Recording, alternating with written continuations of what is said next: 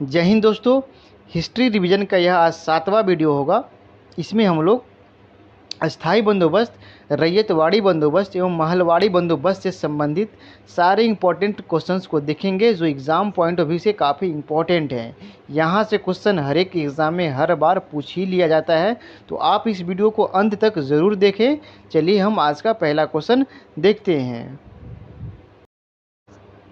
पहला क्वेश्चन है, किसके प्रशासन काल में स्थायी बंदोबस्त को प्रारंभ किया गया था? किसके प्रशासन काल में स्थायी बंदोबस्त को प्रारंभ किया गया था? इसका राइट आंसर हो जाएगा लॉर्ड कॉर्नवालिस। 1793 ईस्वी में लॉर्ड कॉर्नवालिस के द्वारा भू राजस्व की स्थायी बंदोबस्त प्रणाली स्टार्ट किया गया था। इसे इस्तेमरारी, जागीरदारी, मालगुजारी एवं बिस्वेदारी आदि नामों से भी हम जानते हैं।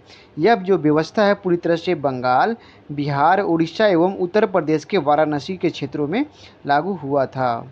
यह जो व्यवस्था था पूरे ब्रिटिश भारत के अंतर्गत में जो था 19% हिस्से पर यह व्यवस्था पूरी तरह से लागू हुआ था। इसमें याद रखिएगा बंगाल, बिहार, उड़ीसा, उत्तर प्रदेश के वाराणसी क्षेत्र शामिल था। इस व्यवस्था के अंतर्गत जो था 10/11 भाग जो था उपज राजस्व का वसूली का 10/11 भाग सरकार को या कंपनी को देना होता था। 1/11 भाग जो इसमें जागीरदार था, जमींदार था, वो अपने पास रखता था। तो इस तरह से एक नए जमींदार वर्ग का भी यहाँ पे उदय देखने को मिलता है। यह जो व्यवस्था था तनिक लाभ तो जरूर दिया, लेकिन इसे दीर्घकालिक लाभ नहीं दे पाया। इस तरह से ये व्यवस्था भी आगे चलकर फेल हो जाता है। इसमें हुआ कि जो ज़मींदार थे वो भूमि का अस्थायी मालिक बन गए तथा सरकार के किसानों से कोई प्रत्यक्ष संपर्क नहीं हो पाता था। इसमें ज़मींदारों को काफ़ी थोड़ा शक्ति मिल गया था इस समय। इस कानून को हम सूर्यास्त कानून के नाम से भी जानते हैं। अस्थायी बंदोबस्त को सूर्यास्त कानून से तात्पर्य यह था कि सूर्यास्त होने से पहले लगान को जमा कर देना पड़ता था, नहीं तो इन्हें जागीर या जमीन जब्त कर लिया जाता था। इसमें क्या हुआ कि ज़मींदारों का जो था, ज़मींदार जो थे अंग्रेज़ों के प्रति काफ़ी वफादार हो गए। अधिक से अधिक वसूली करने में इन्हें अधिक फ़ायदा भी होता था। इस तरह से किसानों का काफ़ी शोषण हुआ, किसानों का काफ़ी अत्याचार हुआ इस काल में। नेक्स्ट क्वेश्चन देखते हैं हम लोग। नेक्स्ट क्वेश्चन है, स्थायी बंदोबस्त किसके साथ किया गया था? स्थायी बंदोबस्त किसके साथ किया गया था? तो इसका राइट आंसर हो जाएगा ज़मींदारों के साथ स्थायी बंदोबस्त किया गया था। ज़मींदारों को भूमि का स्वामी या मालिक बना दिया गया था। सरकार के किसान से कोई प्रत्यक्ष संपर्क नहीं रह गया था। याद रखिएगा, सरकार को किसान से कोई प्रत्यक्ष संबंध नहीं रह गया था। यह जो बंदोबस्त था पूरी तरह से ज़मींदारों के साथ किया गया था। जो ज़मींदार अधिक बोली लगाते थे उस आधार पर यह व्यवस्था पूरी तरह से किया गया था। पूरे ब्रिटिश भारत के अंतर्गत में 19% भागों पर यह व्यवस्था लागू किया गया था। तो याद रखिएगा इसे। 10/11 भाग जो था सरकार को देना पड़ता था। 1/11 भाग जो था ज़मींदार वो अपने पास खुद रखता था। नेक्स्ट क्वेश्चन देखते हैं हम लोग। लॉर्ड कॉर्नवालिस का स्थायी बंदोबस्त लागू किया गया। लॉर्ड कॉर्नवालिस का स्थायी बंदोबस्त लागू किया गया था। तो इसका राइट आंसर होगा 1793 में लॉर्ड कॉर्नवालिस का स्थायी बंदोबस्त लागू किया गया। दोस्तों काफ़ी इंपॉर्टेंट क्वेश्चन है, हर एग्जाम यहाँ से सेटलमेंट से क्वेश्चन पूछ लेता है, तो यह काफ़ी इंपॉर्टेंट है, इसे आप अंत तक ज़रूर देखें। नेक्स्ट क्वेश्चन है, बिहार में परमानेंट सेटलमेंट लागू करने का कारण था? तो इसका सही कारण हो जाएगा आपका भू राजस्व का राजस्व निर्णय करना था। दोस्तों ध्यान देंगे 1765 में इलाहाबाद की संधि के द्वारा ईस्ट इंडिया जो कंपनी था इसमें बंगाल, बिहार और उड़ीसा की दीवानी प्राप्त कर लिया था। फिर 1771 तक ईस्ट इंडिया जो कंपनी था ना, पहले से जो प्रचलित भू राजस्व की जो व्यवस्थाएं थी उसी के आधार पर यह कर का जो वसूली करता था।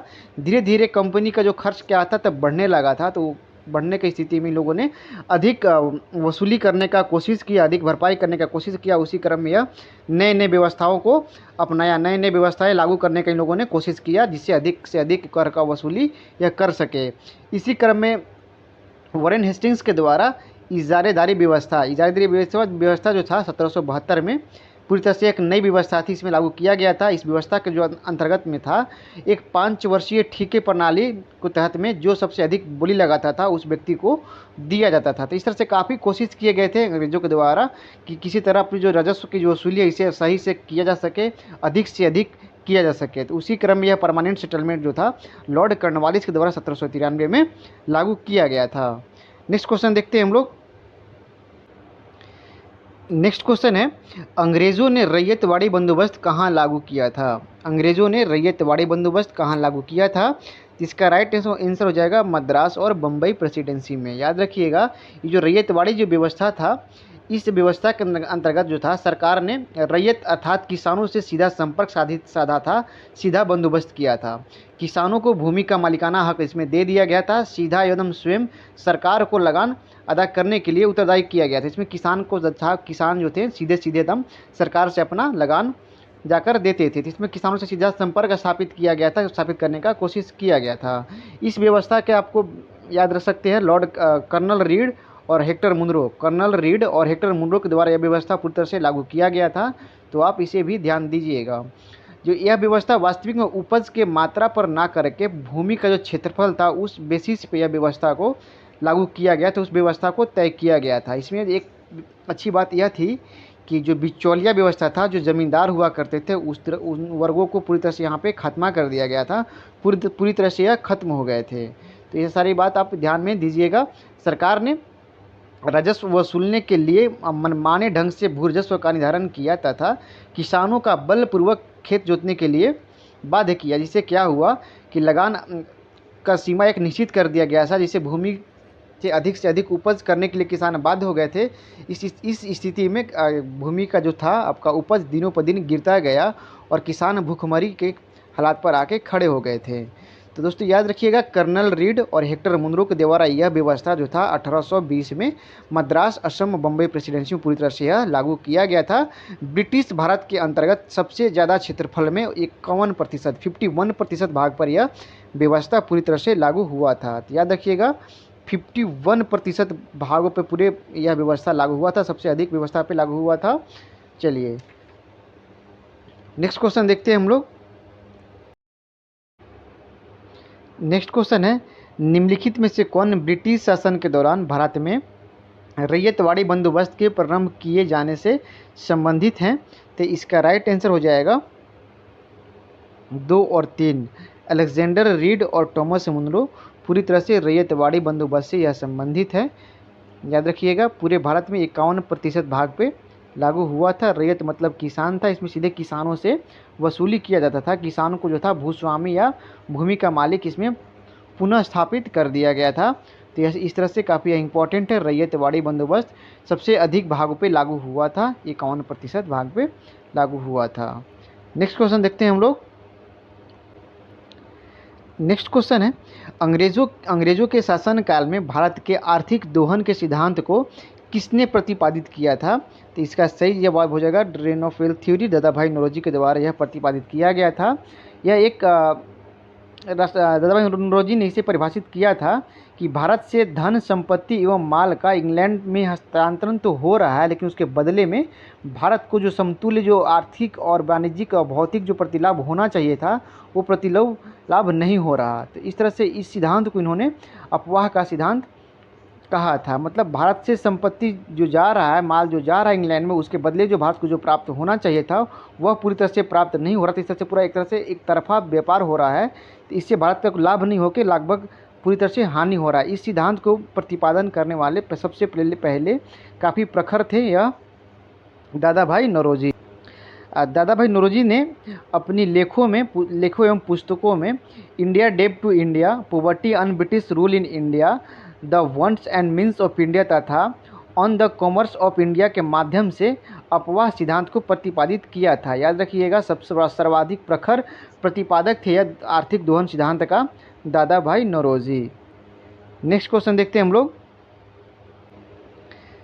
नेक्स्ट क्वेश्चन है, निम्नलिखित में से कौन दादा भाई नौरोजी के उत्सर्जन सिद्धांत ड्रेन थ्योरी में विश्वास नहीं करते थे? तो इसका राइट आंसर हो जाएगा सर सैयद अहमद खां जो था ड्रेन थ्योरी जो दादा भाई नौरोजी के द्वारा दिया गया था इसमें विश्वास यह नहीं करते थे। तो सर सैयद अहमद खां एक जो थे ब्रिटिश शासन के प्रति काफ़ी वफादार थे और मुस्लिम समाज के विकास में वे भारत में आंग्ल सत्ता के बने रहने से ही संभव मानते थे। अतः वे दादा भाई नौरोजी के उत्सर्जन सिद्धांत में विश्वास नहीं करते थे सर सैयद अहमद खां।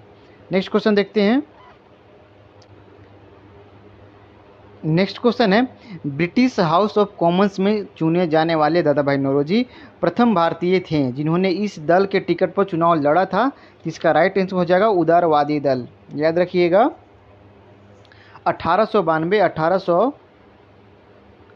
1892 ईस्वी में लिबरल पार्टी के टिकट पर ब्रिटिश हाउस ऑफ कॉमन्स के लिए चुने जाने वाले प्रथम भारतीय थे Dadabhai Naoroji, the grand old man of India. याद रखिएगा, काफ़ी ये बहुत ही महत्वपूर्ण पर्सनालिटी हैं।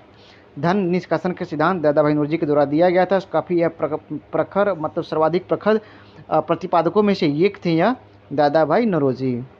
नेक्स्ट क्वेश्चन देखते हैं हम लोग।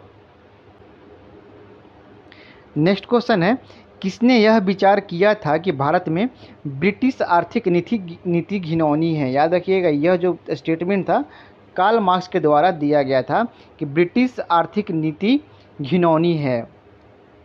कार्ल मार्क्स ने विचार व्यक्त किया था, काफ़ी इम्पोर्टेंट है, इसे भी याद रखेंगे आप लोग। नेक्स्ट क्वेश्चन देखते हैं।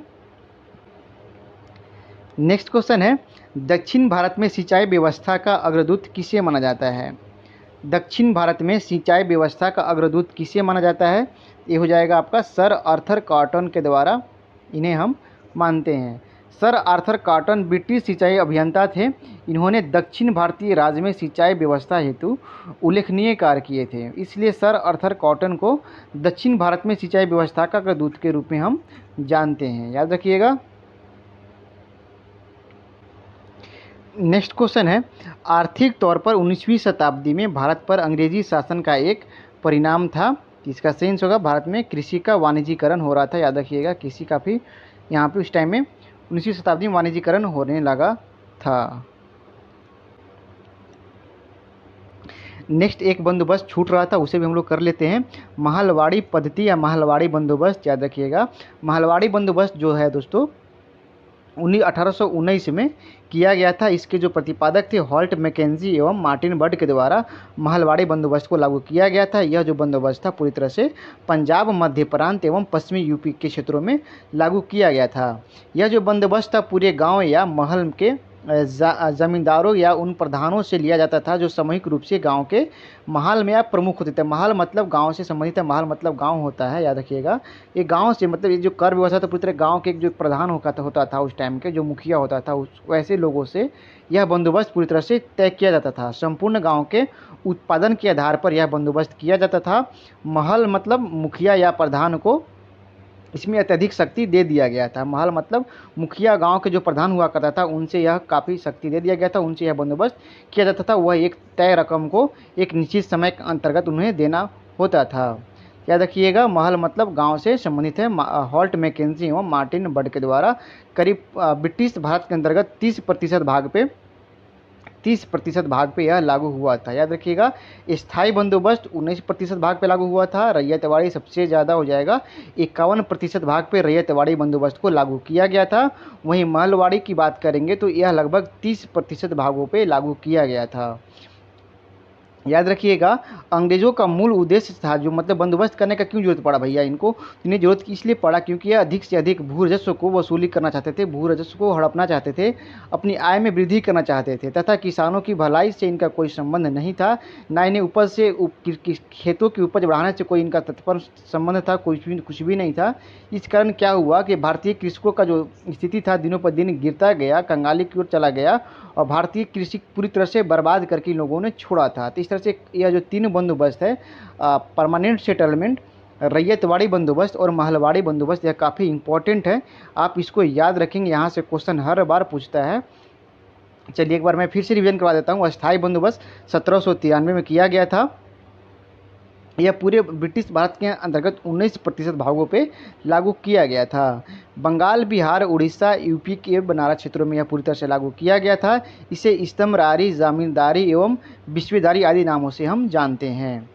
10%, 10/11 भाग जो था स्थायी बंदोबस्त का सरकार को देना होता था। 1/11 भाग जो था ज़मींदार खुद रखता था। इसमें ज़मींदार का क्या हुआ कि ज़मींदार काफ़ी इसमें स्ट्रॉन्ग बन गया, काफ़ी मजबूत हो गया। ज़मींदार का एक नया वर्ग का उभर के सामने आता है। ज़मींदारों को काफ़ी, किसानों का काफ़ी इन लोगों ने शोषण किया। इस तरह से ज़मींदारी व्यवस्था के नाम से भी इसे हम जानते हैं। इसको हम सूर्यास्त कानून भी कहते हैं। इस तरह से दोस्तों आज का वीडियो यहीं पे ख़त्म होता है।